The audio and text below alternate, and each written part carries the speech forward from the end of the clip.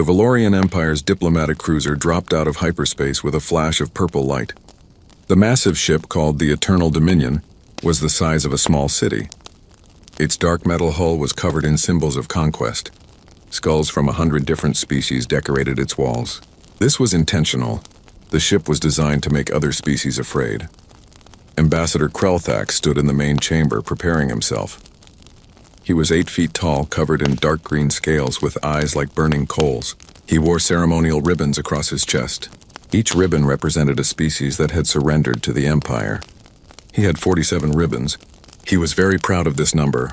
"Are the humans ready?" he asked his assistant. "Yes, Ambassador. They are waiting in Docking Bay 7.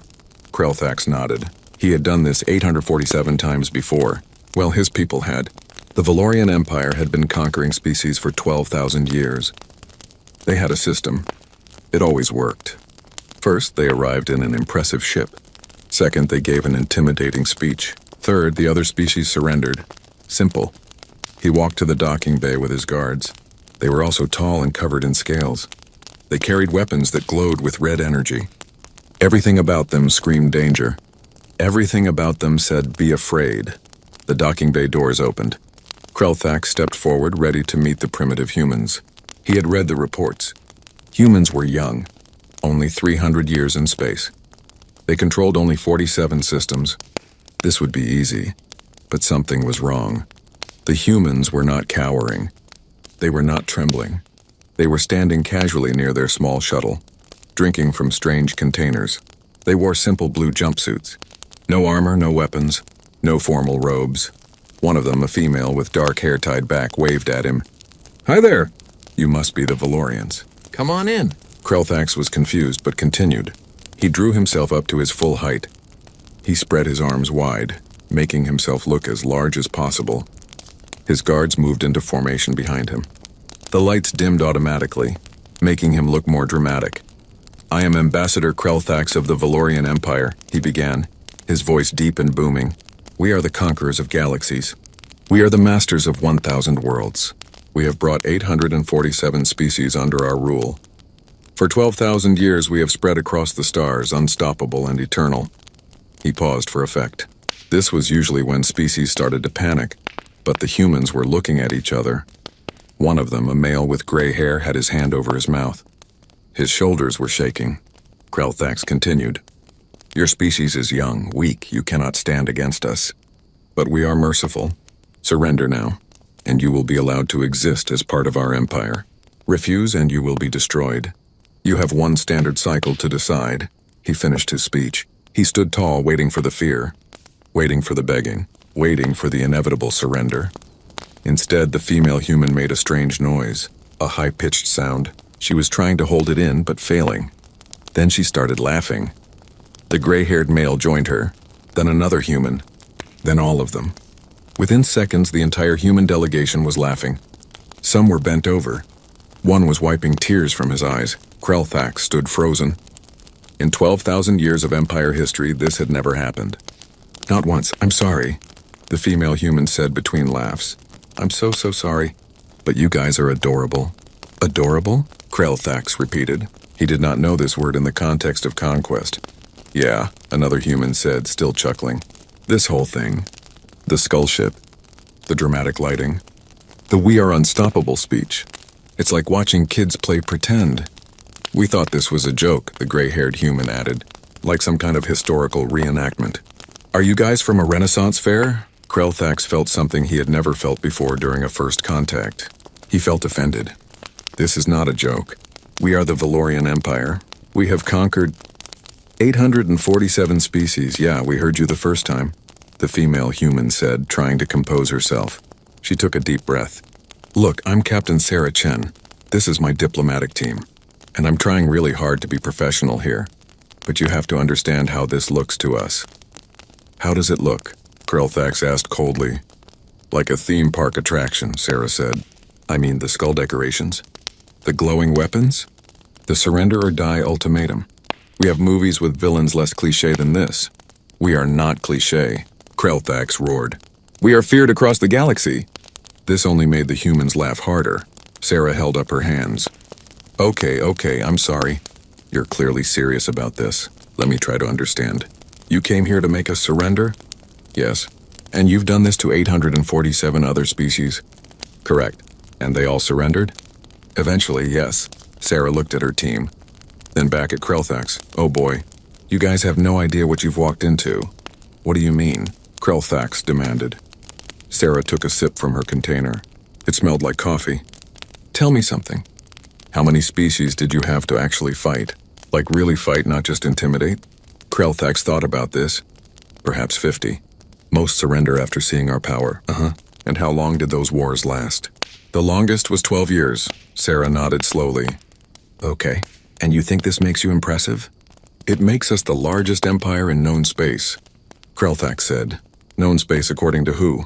Sarah asked. You? Have you explored past the Perseus Arm? Sarah interrupted. No, but the Sagittarius Arm? That region is the galactic core? Krelthax stopped.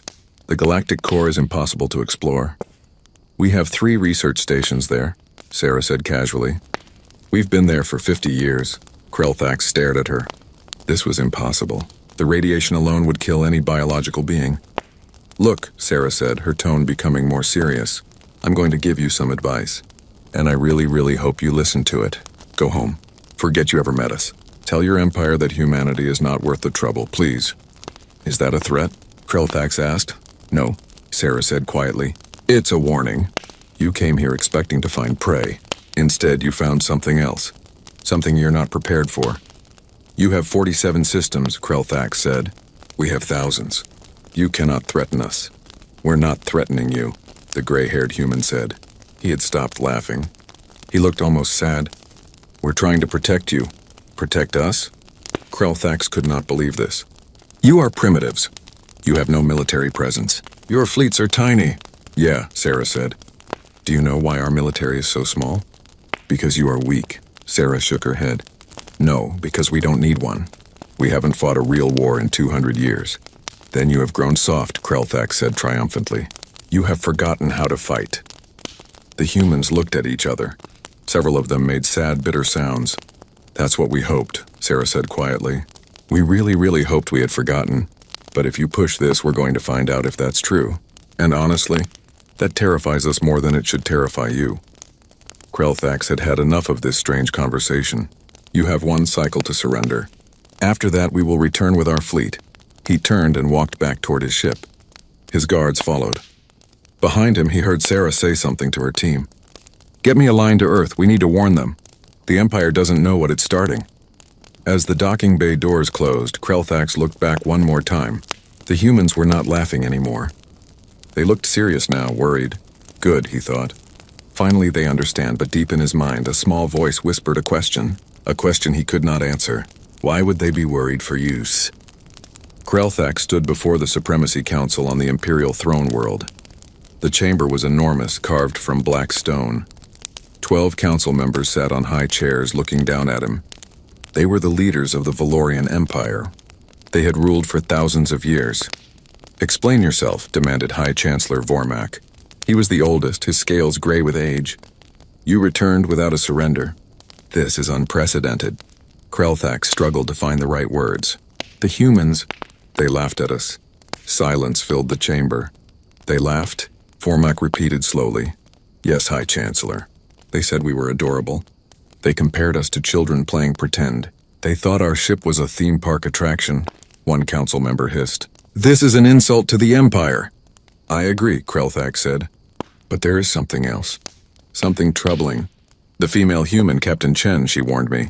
She told us to leave and forget we met them. A threat? Another council member asked. No, she said it was protection. For us, not for them. Vormak leaned forward. What do you recommend? Krelthax hesitated. He had never failed before. He had never been laughed at. But something about the humans made him uneasy. I recommend caution. Perhaps we should study them more before taking action. Caution? Vormak's eyes blazed. We show caution to no one. Send the intimidation fleet, we will demonstrate our power. Then they will understand. But High Chancellor, you are dismissed, Ambassador. 3 days later, 200 Valorian warships emerged from hyperspace around Earth. The fleet formed a perfect sphere around the blue planet, Each ship was armed with plasma cannons, missile batteries, and nuclear weapons. Together, they could destroy a planet's surface in hours. Admiral Zektar commanded the fleet from his flagship. He opened a communication channel to Earth. Humans of Earth, his voice boomed across every frequency. This is Admiral Zektar of the Valorian Empire. You are surrounded. You cannot escape. You cannot hide. Surrender now or your planet will burn. You have one rotation to comply.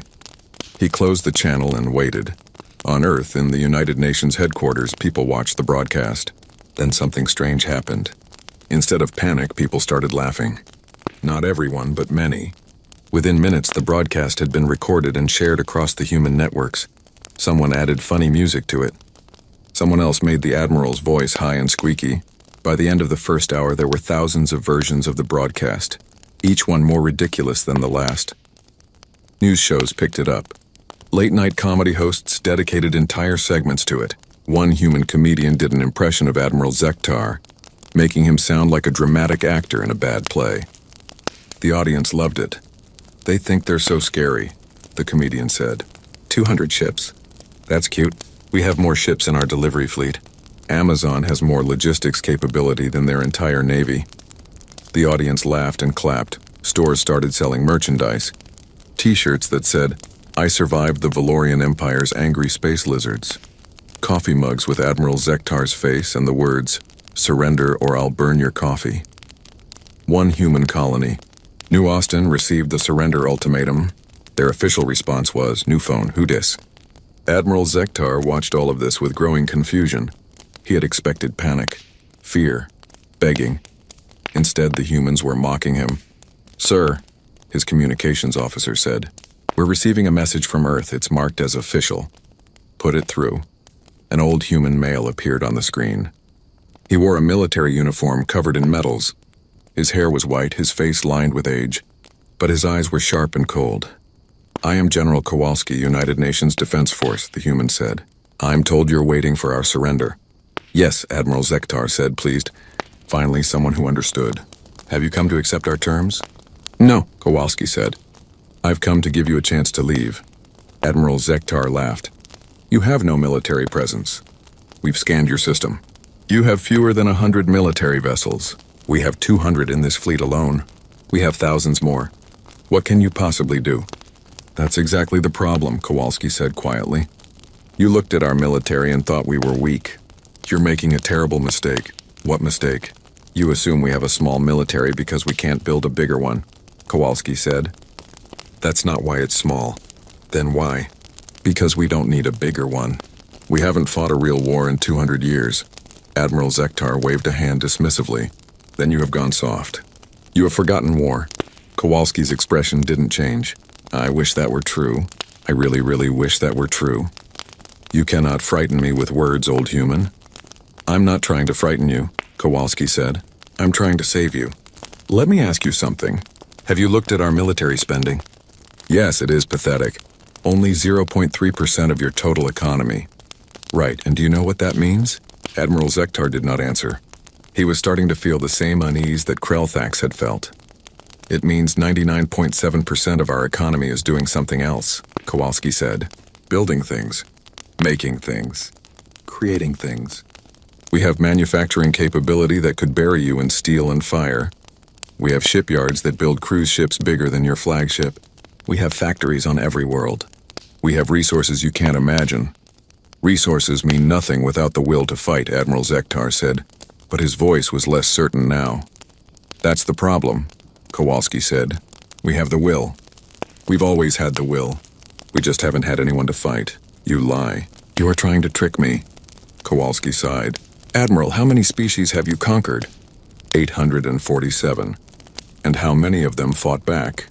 "About 50. "And the longest war?" 12 years. Kowalski nodded slowly. "Do you know how long humans fought each other?" "Before we went to space?" "No. 10,000 years, non-stop. We had a war that killed 80 million of our own people in just 6 years. We built weapons that could destroy our entire planet. We pointed them at ourselves. We lived under the threat of total extinction for 40 years. And we survived." Admiral Zektar said nothing. He was starting to understand. "We unified our species not through peace," Kowalski continued. We unified through fear. We scared ourselves so badly that we had to stop fighting or die. We chose to stop, but we never forgot how. You are trying to intimidate me. No, Kowalski said. I'm trying to educate you. You came here looking for prey. You found predators playing at civilization. And if you attack us, if you give us a reason to stop playing, you're going to learn something we've tried very hard to forget. And what is that? How good we are at war. Admiral Zektar closed the communication. He sat in silence for several minutes. Then he opened a channel to the throne world. This is Admiral Zektar requesting to speak with the Supremacy Council. When High Chancellor Vormak appeared, Admiral Zektar spoke quickly. High Chancellor, I recommend we withdraw. The humans are not what they appear. I believe attacking them would be a mistake. A mistake? Vormak's voice was ice. You have 200 ships. They have fewer than 100. What could they possibly do? I don't know, Admiral Zektar admitted. But I don't want to find out. Your concern is noted and dismissed, Vormak said. You have your orders. If they do not surrender in one rotation, you will begin bombardment of their military installations. Show them the price of defiance. The channel closed. Admiral Zektar looked at his displays. Earth spun slowly below, blue and green and beautiful. Peaceful. He saw the lights of cities, the trails of ships coming and going. A civilization living its life unconcerned with his fleet. No, he realized. Not unconcerned. They knew he was here. They just weren't afraid. That was what troubled him most. They should be afraid. Every species was afraid when the fleet arrived. Fear was natural. Fear made sense. But the humans weren't afraid. They were laughing. Or worse, they were warning him. For the first time in his long military career, Admiral Zektar wondered if maybe he should have listened. Ambassador Krelthax could not sleep. The human encounter troubled him. He kept thinking about Captain Chen's warning, about General Kowalski's cold eyes, about the laughter. He decided he needed to understand. The Empire had a research division. They studied conquered species to understand their weaknesses. Krelthax sent a request to study human history. He wanted to know what made them so confident. The next day, he received a message from Research Director Citharal. Ambassador, please come to the research facility immediately. You need to see this. Krelthax arrived to find Citharal and his team in a state of distress. The director's scales were pale. His hands shook. What did you find? Krelthax asked. Everything, Citharal said. The humans gave us access to their historical databases. They said we should know what we're dealing with.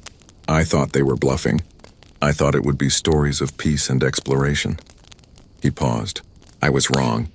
So very wrong. He activated a large display. Numbers appeared. Dates. Events. Humans have been in space for 300 years. Citharal began. Before that, they were confined to one planet. And on that one planet, they spent 10,000 years killing each other. Most species have conflict, Krelthax said. This is normal. Not like this, Citharal said. Look at the numbers. The display showed casualty figures. 1.2 billion dead over recorded history. Just from humans fighting other humans, Krelthax stared. This cannot be accurate. 1.2 billion? That's more than the total population of most species when we encounter them. It's accurate. We verified it through multiple sources. Citharal changed the display. Let me show you specific examples. An image appeared. A mushroom-shaped cloud rising over a city. This is a nuclear weapon, Citharal explained. Humans invented it 350 years ago. It uses atomic fission to create an explosion. This one bomb destroyed an entire city, killed over 100,000 humans instantly. They used it on themselves? Krelthax whispered. Twice, 2 cities, 2 bombs. Then they built more. Thousands more. At one point, they had enough nuclear weapons to destroy their entire planet 50 times over. But they were still on the planet. Krelthax said, confused. They would die too. Yes, they called it mutually assured destruction. If one side launched their weapons, the other side would launch theirs. Everyone would die. They lived like this for 40 years. Krelthax sat down heavily. What kind of species threatens itself into compliance? That's not even the worst part, Citharal said. He pulled up more data. Let me show you World War II. The display changed. Maps, battles, numbers that made Krelthax feel sick. This was one war, Citharal said. It lasted 6 years. 70 to 85 million dead. That's more casualties in 6 years than our empire has inflicted in the last 50 years of conquest. Another researcher spoke up. She was young, her scales still bright green. They had concentration camps, places where they sent civilians to die. They used poison gas. They burned cities with firebombs. She stopped, unable to continue. Cytheral took over. They did things to each other that we cannot imagine doing to our worst enemies. And they did it systematically, efficiently, like it was a job. Show me their weapons development, Krelthax said quietly. The timeline appeared. Stone axes 12,000 years ago. Bronze swords. Iron weapons, gunpowder, rifles, machine guns, tanks, chemical weapons, biological weapons, nuclear weapons, all developed over 12,000 years. For comparison, Cytheral said, it took us 40,000 years to develop from basic tools to energy weapons. Humans did it in less than a third of that time, and they were fighting the entire time. War drove their innovation. Krelthax thought about the Valorian Empire's own development. They had advanced slowly, steadily through cooperation and conquest of lesser species. What happened after they got nuclear weapons? They stopped fighting, Cytheral said. Not because they wanted to, because they had to. The weapons were too powerful. Any major war would end civilization, so they found other outlets. Outlets? The display changed to show humans in combat. But they were in arenas. Combat sports, Cytheral explained. They fight each other for entertainment, boxing, wrestling, mixed martial arts. They hurt each other but don't kill each other, usually. More images. Humans racing in vehicles, jumping from aircraft, climbing mountains without safety equipment, swimming with predators. They seek danger, the young researcher said. They do these things voluntarily, for fun. Their entertainment is filled with war, Cytheral added. He showed Krelthax clips from human movies, explosions, battles, death. This is fiction, but look how detailed it is. Look how much thought they put into depicting warfare. They never forgot, Krelthax said. No, they just redirected it. They channeled their violent instincts into sports, games, stories. They made war obsolete, but they didn't make it forgotten. Another researcher pulled up images of human children. They were playing with toy soldiers, toy guns, video games showing battles. Their young ones play at war, the researcher said. They train them from birth to think about strategy, tactics, conflict. They say it's just play, but look at the detail. Look at the thought that goes into these toys. Krelthax watched a video of human children playing a video game. The game simulated massive battles with thousands of units. The children were giving orders, coordinating attacks, outmaneuvering each other. They were 7 years old. They've been at peace for 200 years, Cytheral said. But they never stopped thinking about war. They never stopped preparing. They just didn't have anyone to fight. Show me their current military, Krelthax said. The display changed. This is interesting, Cytheral said. Their military is small, very small, only 0.3% of their economy. But look at the training. Videos showed human soldiers training. They moved with precision, speed, efficiency. They practiced with weapons, hand-to-hand combat, tactics. They trained in every environment, underwater, in space, on frozen worlds, on burning worlds. They trained constantly, Cytheral said. Even in peace, they trained for war. And look at this. He showed Krelthax human military academies, schools where they taught warfare, history of battles, tactics, strategy. Some of these schools were hundreds of years old. They study war like we study art, the young researcher said. They have thousands of books about it, millions of hours of videos. They analyze every battle they've ever fought. They learn from their mistakes. What mistakes? Krelthax asked. If they won, what mistakes matter? That's the terrifying part, Cytheral said. They study their victories to find flaws. They assume their next enemy will be smarter, better. They always prepare for a stronger opponent than they've ever faced. Krelthax stood and walked to the window. Outside, the capital city of the Empire spread out before him. Beautiful, peaceful, built over thousands of years of conquest. What is your assessment? He asked quietly. Cytheral hesitated. Ambassador, every species we've conquered was peaceful when we found them. They had been at peace for generations. They had forgotten war. They were easy to defeat because they couldn't remember how to fight. And the humans? The humans were at peace. But they didn't forget. They've been in peace for 200 years, but they remember 10,000 years of war. It's in their culture, their entertainment, their education, their games. They haven't forgotten anything. So if we attack them, we won't be fighting a peaceful species learning war for the first time, Cithral said. We'll be fighting a species that has war in its blood. A species that has killed more of its own kind than we've killed in our entire history.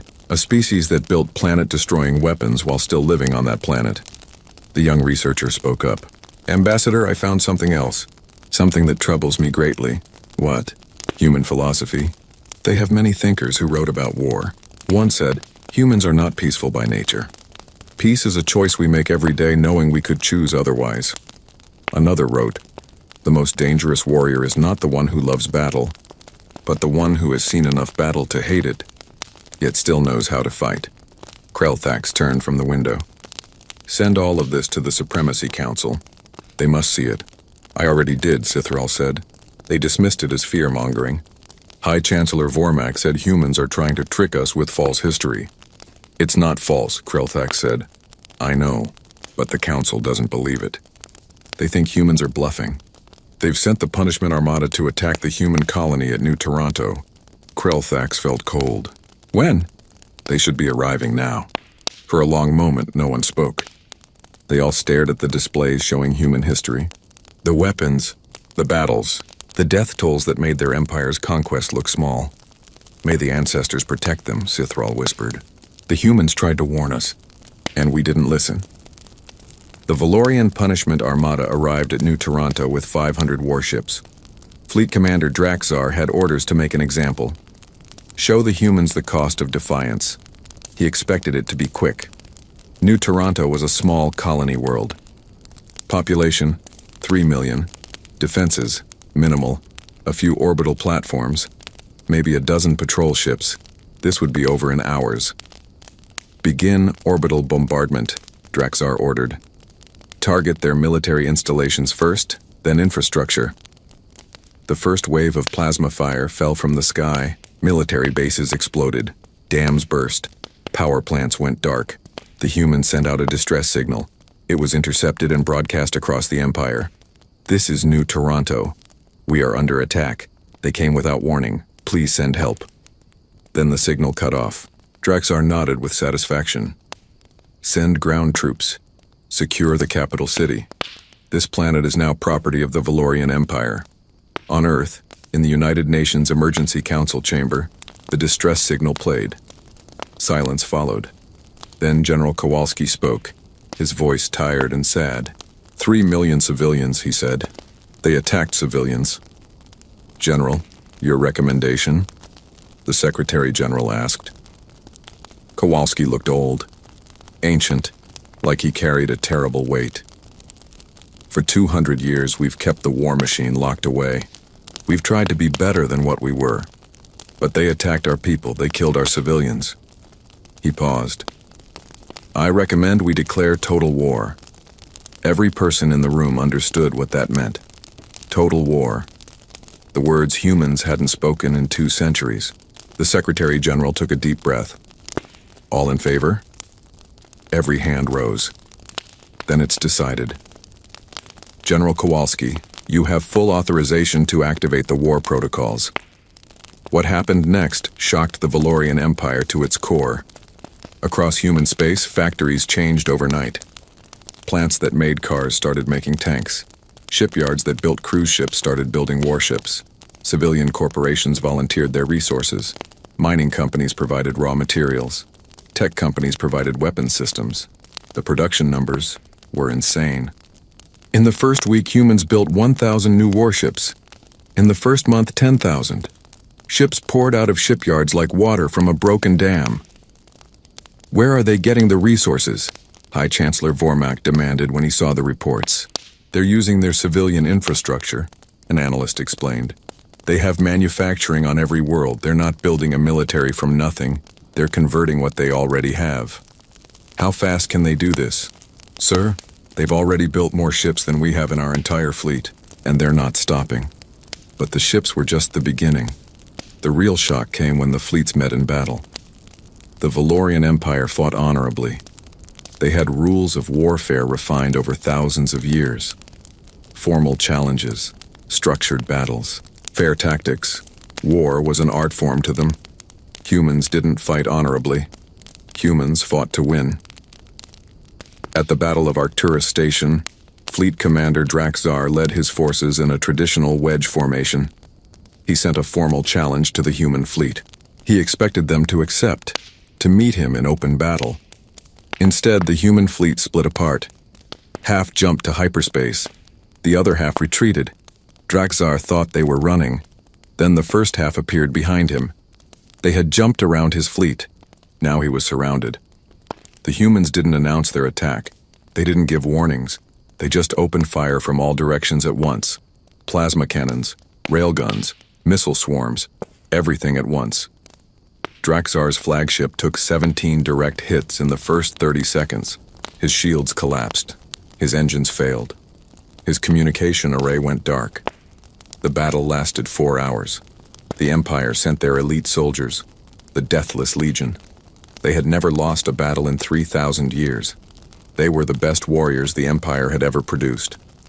The humans sent Marines who were angry about having their shore leave canceled. The Marines didn't fight with honor. They fought dirty, ambushes, traps, false retreats that led Valorian soldiers into kill zones. They used the environment as a weapon. They used psychology as a weapon. They made the Deathless Legion afraid. By the end, the Legion was destroyed. Of the 5,000 elite soldiers, 300 surrendered. The rest were dead or missing. The surviving Valorian commander was brought before a human Marine captain. The Valorian was shaking, his scales pale with shock. "What are you?" he whispered. The Marine captain, a woman named Rodriguez with scars on her face, lit a cigarette. "We're humans, and you interrupted our vacation." News of the defeat spread through the Empire. Panic followed. The Deathless Legion, destroyed in 4 hours, impossible. It had to be a lie, but more defeats followed. The humans didn't just win battles, they dominated them. They moved faster, thought faster, adapted faster. Every time the Empire tried a new tactic, the humans countered it within days. The Empire's military strategists couldn't understand it. How were the humans learning so quickly? The answer was simple. They had already learned. Every battle humans fought, they recorded, studied, analyzed. They had databases of 10,000 years of warfare. They knew every trick, every strategy, every counter-strategy. When the Empire tried flanking maneuvers, humans recognized it. They had invented flanking maneuvers 3,000 years ago. When the Empire tried psychological warfare, humans laughed. They had written the book on psychological warfare. When the Empire tried to cut supply lines, humans showed them supply chains that could feed armies across light years. The Empire's soldiers started developing something they had never experienced before. Something they didn't have a word for. Human doctors who treated Valorian prisoners identified it. Post-traumatic stress disorder. Valorian soldiers couldn't sleep. They jumped at shadows. They refused to go back into battle. The mighty warriors of the Empire were breaking down mentally. "They don't fight like soldiers," one traumatized Valorian told his therapist. "They fight like demons. They're everywhere at once. They never stop. They never rest. And they do things no honorable warrior would do." What things? They use deception. They pretend to retreat, then ambush you. They fake surrender, then attack. They send communications that seem friendly. Then it's a virus that shuts down your ship. They weaponize everything. Sound, light, information, fear. Everything is a weapon to them. 6 months into the war, the map changed dramatically. Human forces had pushed deep into Empire territory. They had liberated conquered species. They had destroyed or captured hundreds of Valorian worlds. The Supremacy Council met in emergency session. The chamber that once echoed with confident voices was now filled with fear. "How is this possible?" one council member demanded. "They were primitives. They had 47 systems. They have over 300 systems now," an intelligence officer reported. "They're taking our worlds faster than we can count them. And every species they liberate joins them. They're turning our conquered peoples against us." High Chancellor Vormak looked at the battle reports. Everyone was a defeat. Every single one. "Where is Fleet Commander Draxar?" "Dead, sir. His fleet was destroyed at Arcturus Station." "Admiral Zektar?" "Surrendered. His fleet was surrounded. He had no choice. The Deathless Legion? Silence. Vormak slumped in his chair. What do we do? Ambassador Krelthak stepped forward. He had been silent until now. I told you, High Chancellor, I warned you. The humans tried to warn us, but no one listened. What are they? Vormak asked weakly. They are what happens when a species survives 10,000 years of war against itself, Krelthak said. They are what happens when predators learn to cooperate. They are what happens when you wake up sleeping monsters and give them a reason to remember what they are. Can we win? Krelthax looked at the council. 12 faces, all showing fear for the first time in their lives. No, he said simply. We never could have. The only question now is whether they'll let us surrender or if they'll do to us what we've done to 847 other species. Outside the council chamber, human fleets were entering the home system. The war was over. The Empire had lost, and it had taken humans only 6 months to destroy what the Valorians had built over 12,000 years. The human fleet surrounded the Valorian throne world like a steel net. 2,000 warships, enough firepower to crack the planet open. The Supremacy Council waited in their chamber, expecting death. Then they received a message. Captain Sarah Chen requests permission to land and negotiate terms. High Chancellor Vormak was confused. Negotiate? They won. Why negotiate? Perhaps they want us to beg, another council member said bitterly. Only one way to find out, Krelthak said. Let them land. Sarah Chen arrived with a small team. No weapons, no guards. She walked into the council chamber wearing the same simple jumpsuit she had worn at their first meeting. She was even carrying the same coffee thermos. She looked around at the 12 council members. Thank you for meeting with me. You're here to accept our surrender, Vormak said. State your terms. Actually, we don't want your surrender, Sarah said. Silence. You don't? Vormak repeated, confused. No. We want to propose something different. Sarah pulled out a data pad. We want to create the Galactic Community Initiative. A federation of equal species. No empires. No conquest. Just cooperation. Why? Krelthax asked. You won. You could do to us what we did to hundreds of species. Why don't you?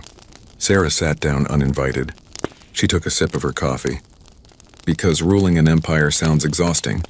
Also because we're scared. Scared of what? You destroyed our entire military. We're scared of ourselves, Sarah said quietly. Let me explain something. Humans spent 10,000 years fighting each other. We were very, very good at it. Too good. We built weapons that could end our civilization. We came so close to using them. So close to destroying ourselves. She stood and walked to the window. 200 years ago, we decided to stop. We put away the weapons. We focused on art, science exploration, building things instead of destroying things. We tried to be better than what we were. And, Vormak prompted, Sarah turned back to them. And then you showed up. You gave us an enemy. You gave us a reason to fight. And it was terrifying how fast we remembered. How easily we slipped back into war. How good we still were at it. She pulled up a display. Our casualty numbers. 50,000 dead. That's it. 50,000 in 6 months of total war. And ours? Krelthax asked, though he knew the answer. 2,300,000, Sarah said softly. A ratio of 46 to 1. For every one of our people who died, 46 of yours did. Do you understand what that means? It means you're superior warriors, Vormak said. No, it means we're dangerous. It means we're too good at killing. And if we keep doing it, if we stay at war, we'll remember too much. We'll remember the humans we used to be. The ones who nearly destroyed ourselves. General Kowalski stepped forward. Sarah had brought him along. We showed restraint, he said. We could have glassed your worlds. We could have killed billions. We had the capability, but we held back. And holding back was hard. Every day there were voices saying, finish them. Make sure they never threaten us again. Why didn't you? Krelthax asked. Because that's not who we want to be, Sarah said. We've been trying for 200 years to be something other than killers. If we slaughter you, we become exactly what we were running from. She pulled up a document on the display. This is the Galactic Community Initiative Charter. Every species is equal. Decisions are made by consensus. No one species can dominate the others. In exchange, all species work together on projects too big for any one race. Defense, exploration, science, we share knowledge, resources, technology. And if we refuse? Vormak asked. Then we leave. Sarah said simply. We go back to our space. You go back to yours. We forget this ever happened. You would just leave? After we attacked you? Yes, because the alternative is we stay at war. And if we do that too long, we'll get comfortable with it. We'll remember how good we are at it. And that's dangerous for everyone, including us. Vormak looked at his council members. They looked back at him, uncertain. You're offering us a place as equals? After we tried to conquer you? Yes, Sarah said. Look, we checked your history. You've been conquering species for 12,000 years. That's all you know. But those species you conquered, a lot of them didn't want to fight. They were peaceful. You forced them into your empire. We gave them protection, Vormak said. Order, purpose. You gave them domination, Kowalski said. But that ends now. We've been liberating your conquered worlds. Guess what? Most of them don't want to fight. They just want to live in peace. They'll join the GCI with or without you. Krelthax spoke up. Why would you help us? Why would you defend us if external threats appear? Sarah smiled. Because that's what the initiative is for. We all help each other, and honestly, we need to stay busy. We need projects, goals, things to focus on besides war. You're asking us to give up our empire, Vormak said. We're asking you to join something better, Sarah said. Your empire was built on conquest. It was always going to fall eventually. Someone stronger would come along. Well, we're that someone. But instead of replacing your empire with ours, we're offering you a seat at the table. The council members talked among themselves in their own language. Sarah waited patiently, drinking her coffee. Finally, Vormak spoke. If we agree, what happens to us? To our people? Nothing bad, Sarah said. You keep your worlds, your culture, your identity. You just stop conquering other species. You work with them instead of ruling them. And if we're threatened, the GCI defends all members, which includes a lot of humans who remember how to fight very, very well. Krelthax stood. I support this proposal. We were wrong about the humans. Wrong about a lot of things. This is a chance to be better. One by one, the council members agreed. Finally, Vormak stood. Very well. The Valorian Empire accepts your proposal. We will join the Galactic Community Initiative. Sarah smiled and extended her hand. Vormak looked at it confused. Sarah explained, it's a human gesture. We shake hands to seal agreements. Vormak took her hand. His clawed hand was huge compared to hers, but Sarah's grip was firm. Welcome to the community, she said. 10 years later, Ambassador Krelthax walked through the GCI Central Station. It was a massive structure, built by 20 different species working together. The architecture was a blend of styles. Valorian arches mixed with human geometry, Trellin spirals, Corthan crystals. He was on his way to a meeting. A new species had been discovered. They were aggressive, making threats, claiming they were the greatest military power in the galaxy. Sarah Chen was already in the conference room when he arrived. She was older now with gray in her hair, but her eyes still sparkled with that same humor. Ready for this? She asked. Ready as I'll ever be, Krelthax said. Do you think they'll listen? Probably not at first. They never do. The new species, the Krathor Alliance, appeared on the view screen. They were insectoid, with sharp mandibles and aggressive postures. Their leader spoke in a harsh, clicking language. We are the Krathor Alliance. We have conquered 40 systems. We demand you acknowledge our superiority or face destruction. Krelthax and Sarah looked at each other. Sarah bit her lip. Krelthax felt his mouth twitch. They both started laughing. The Krathor leader's antennae quivered with rage. You dare laugh at us? We have conquered 40 systems. I'm sorry, Sarah said, gasping with laughter. I'm so sorry. It's just, you remind us of someone we used to know. Krelthax composed himself. Yes, 40 systems is very impressive. For a young species. Young, we are ancient. We have over 800 member species in the GCI, Sarah interrupted gently. We control thousands of systems. We've built megastructures around stars. We're currently constructing a ring world, and we've been at peace for 10 years. The Krathor leader clicked its mandibles nervously. Peace, that means you're weak. No, Krelthax said, his voice serious now. It means we're strong enough that we don't need to prove it. Sarah leaned forward. Let me tell you a story. 10 years ago, I met the Valorian Empire. They had conquered 847 species. They thought they were unstoppable. I laughed at them too. What happened to them? The Krathor asked. I'm right here, Krelthak said, waving. We learned a valuable lesson. About humans. About ourselves. About what real strength means. What lesson? Sarah and Krelthax exchanged glances. Sarah spoke. The most dangerous species isn't the one that loves war. It's the one that's too good at it to safely indulge anymore. And the smartest species is the one that learns that lesson without having to experience it firsthand.